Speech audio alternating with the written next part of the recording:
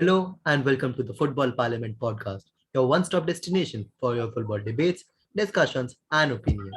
FC Barcelona, the best club in Europe, MSN, the best trio in the world. And today, just 5 years after the great Barcelona team we witnessed, we are in a state where Barcelona will have an attack of Aguero, Depay, and De Jong. And we cannot forget the GOAT himself, Brathwaite. So to discuss the craziest transfer window we ever witnessed, I have with me Vishal, the most or the craziest Barcelona fan I have ever seen. Vishal, how do you see this transfer window? I seriously don't know what to say. First of all, you let Messi walk free because you can't negotiate the salaries. And on the deadline day, you let Griezmann go, which could make room for Messi, but no. So is Laporta the next, you know, the man in the jail? No, no. I think he's clearing up some messes. See, the total income that Barca gave into salaries, it was 110% before in the Barcelona era, and now it's 85%. I think it's significant reduction. So No, I completely agree with the fact. Just talking some about the transfer ins, mostly the transfers have been just free transfers. The new transfers are in Depay, Aguero, uh, Eric Garcia, and who's in MSN Royal, the player who came and gone in the single transfer window, uh, and returning Carlos Enlina from loan, and he was also sold after coming from loan. Yeah. So talking about these transfer itself, first of all, a man that I feel I have my heart, that man with I am feeling very low for that guy is Aguero.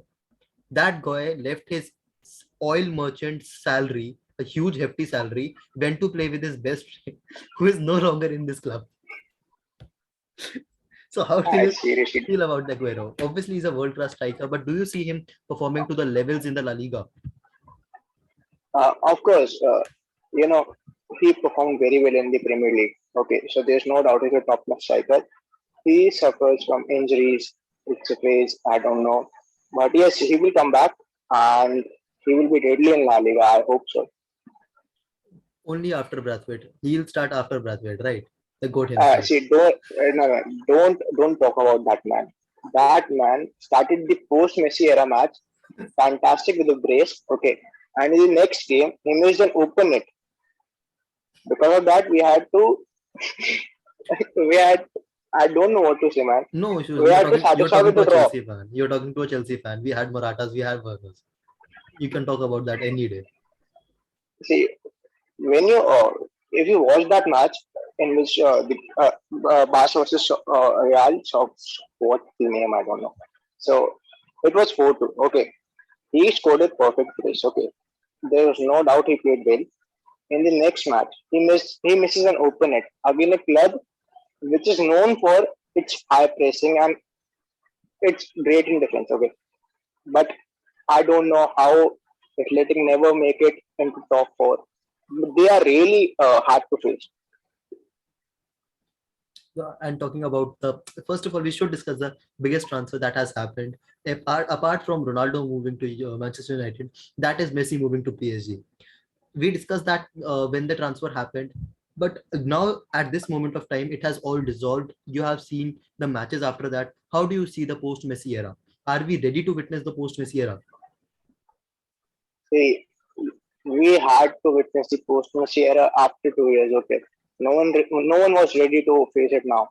But you don't know what life throws at you. Okay, so we have to satisfy what we Deep have thoughts right from a now. doctor. What Deep thoughts from a doctor. You never know what life will show you. I really don't know what to say at this moment. But again, let's see. I also heard a rumor. See, when Griezmann was given to Atletico, I was like, La Liga is gone. There's no chance. Okay, but let's see. There was a rumor that Griezmann went to Atletico. You signed De Jong as his replacement on loan. Okay, it was 1 or 2 millions on loan. He's a decent striker, not a big name, just a decent striker. Okay, the rumor was that uh, maybe next summer we can sign Haaland. Okay, but that's a rumor. Okay, so let's hope. I think next summer Haaland's release clause will be around 75 million, 60, 70, 60, 75 million. 60 million euro. 60. That that would make it possible, seeing that Mbappe will go to Madrid for But free. that will something a situation that you cannot rely on. 60 million is just the transfer fee or the release clause. You have to feed his agent, you have to feed his father His separately. You have to uh, feed Dortmund as well about some wages or stuff. You will have to feed them till the last breath. Because I know if Chelsea was to complete the Haaland deal this season, it was termed as a 175 million deal, but in short, it would have costed around 400 to 500 million. And Brayola is asking for a wage budget for Haaland about 1 million a week, making him the first million a week player. And you did not have see, money for Messi to invest, and you by see, how will you get? we're talking about next summer. Okay, the terms can be negotiated. I'm not saying I said it was a rumor. Okay, what makes sense is you can't let a big player like Griezmann go. Sign his replacement, someone like De Jong, on loan from for 1 to 2 millions. I don't know what are you going to do with that kind of profit. Okay, you have to make a big signing. Not now. I'm not saying it's possible right now. Maybe it will be next summer. Let's try, but I don't think it will go that way. You know that Haaland's agent and his father traveled to Barcelona. In Madrid, they met with both Atletico and Real. Then he went to Chelsea and Liverpool. And It Man shows City that and Manchester United. yes, it is showing that he is getting the best possible deal for himself, not for his agent. Obviously, his client will get the best club. I think a big transfer for Haaland is pending. He will get into a big club. I don't think that would be a problem, but let's see. So, do you consider Barcelona as the big club amongst the names you have mentioned for the Champions League favorites? I really do not know. Like, See, will they even make it big from here? see, naming them the naming. I don't think they will even come in top 8 or top 16 team. But to be realistic, we are a club. Okay, we have fought through every phase, and I don't think it will take some time. See, this is a rebuild. We have to be patient. And talking about Something Griezmann good will itself, come eventually. have you just summing up the whole Twitter and the Instagram stories? Have Barcelona handed over the title to Atletico Of with the course, transfer of Griezmann? it seems like that only. What And is the more logical reason that we got? I think after Messi, Griezmann was supposed to be a best player. Okay, but in 2 to 3 matches that we played in start, I think it was Depay. Griezmann was not at his level. Griezmann was even booed by fans. Okay, so his transfer on deadline day was something that most of the fans wanted but because he not was on not at cost his of. level. I'll tell you, but the And Griezmann and transfer and has. and Yeah, yeah, yeah. and uh, and I think in the yesterday's match or in an international match, I think it was France versus with Griezmann scored again. It was like, what the fuck are you doing, man? No, obviously, but the main thing I'll say over this transfer, the saga is the meme. I think I texted you the same thing that first of all, Barca bought Griezmann for 120 million. That allowed João Felix, who could have come to Barcelona, a new prospect or a very good prospect at that moment to Barcelona. It costed them that. Then they had to sell Suarez because Griezmann was to be included in the squad, or you may say to incorporate Griezmann in the starting 11. You had to sell Suarez to Atletico.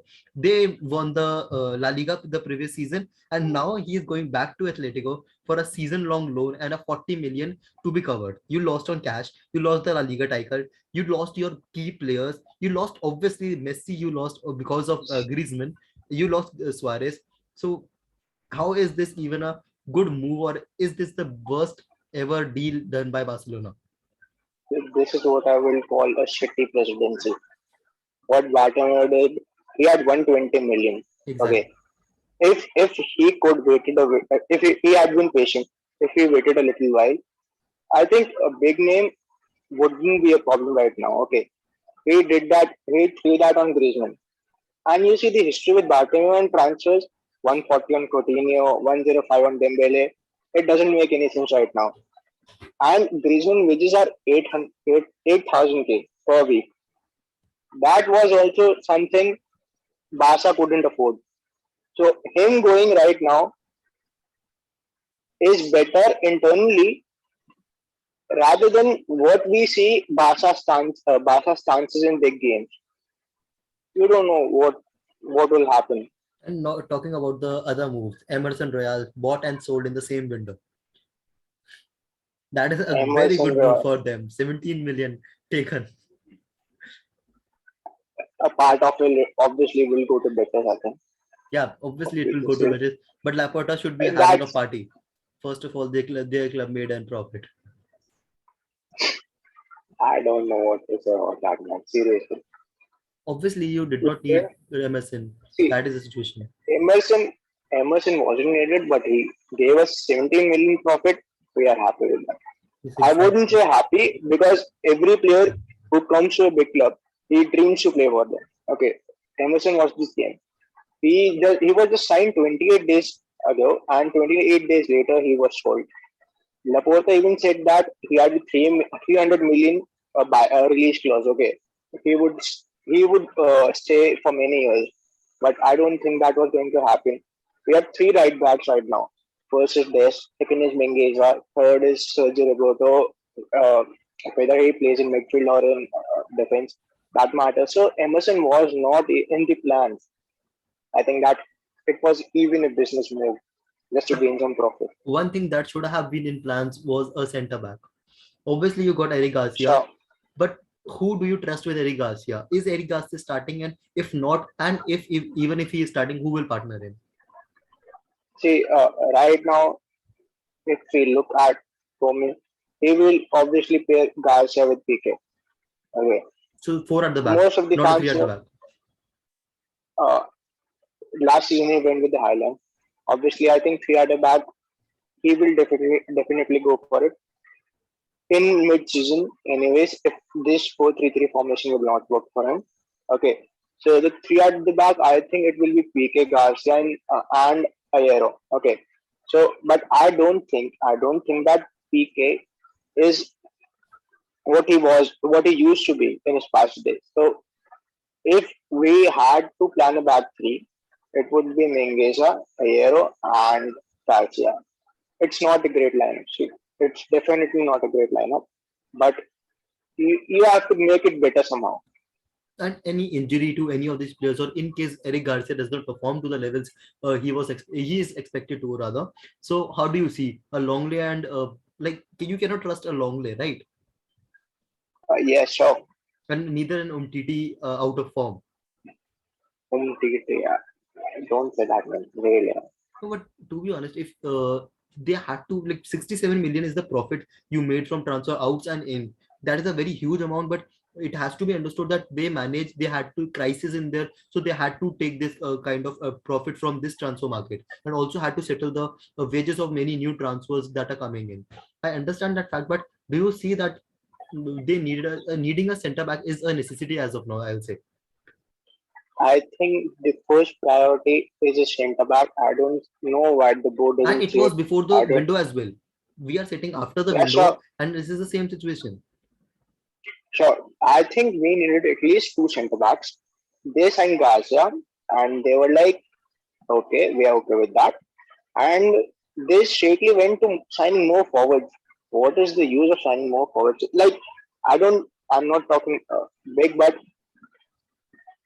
at that time you had Messi, you had Griezmann, you had Fati, you had Dembele, who is injury prone, sir. You had Braithwaite, you had more attacking options. You have Alex Toledo, okay, who is a great player. He's a long Messi captain. So obviously he has to be a good player. But again signing new forwards, I don't think that I think it's a Barcelona problem. Now, I'll ask you one thing. One name that was rather linked to Barcelona or was closest to joining Barcelona was Christian Romero, that Yeah, the Serie A centre back who went to Tottenham. Would you have taken him yeah, over an sure. Aguero or Depay? Either one of them. Personally, I would taken him over Aguero. Depay, see, Depay is class right now. The way he plays, he is good. I don't think he has the same energy. He's getting the same energy from any other player right now, but he's great. I would take in Christian Romero over uh, Aguero for sure.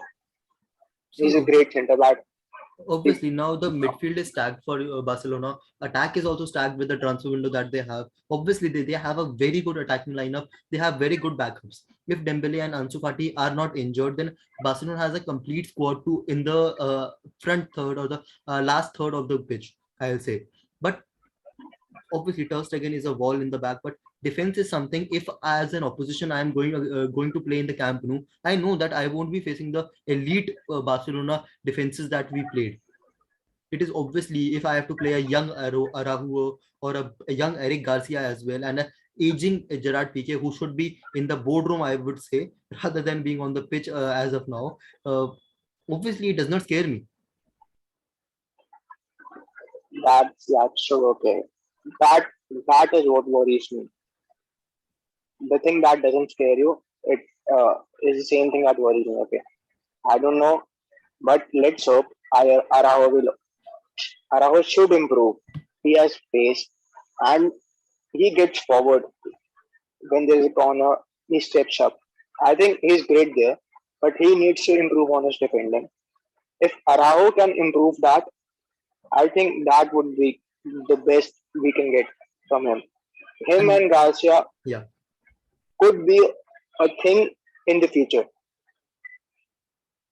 and one thing, just one word or two words to describe Ansu Fati, the new number 10 in Barcelona. Barcelona, I, obviously, retiring a number is a very huge step, but definitely they could have waited a season and thought over that thing. Just two words. I no words right now. Okay, see, he's a young player. Whatever career he has, he was great till then. Okay, so let's hope he will. I don't think that no anyone will able to fill that shoes. Okay, Never, that is like a number goal, and never. the number 10 on Ansu Fati is like it will basically add pressure on him. Probably it will be he will be under pressure for that. But let's see. You can't deny a player who is upcoming and who's your. I think he is the next big thing in Barca's attack after Depay. Okay, Yeah. so lot of Barca fans hope a lot from him. So you can't deny the number 10 to him. If he asks for it, let's give it. Okay, the number will surely be one of the legendary number, but you can't just retire it according to the La Liga rules. If you retire that number, you will have to register one less player. So I think that's it from us. I'll just wish you all the best for the season. You really need some of those wishes to really succeed in the league as well as in the Champions League. Something getting a cup would be great for Barcelona. Fighting for the title will be great for Barcelona. That is what I think as of now. For the video, thank you so much for watching till here. Do like, comment, and share your opinions in the comment section below. Thank you.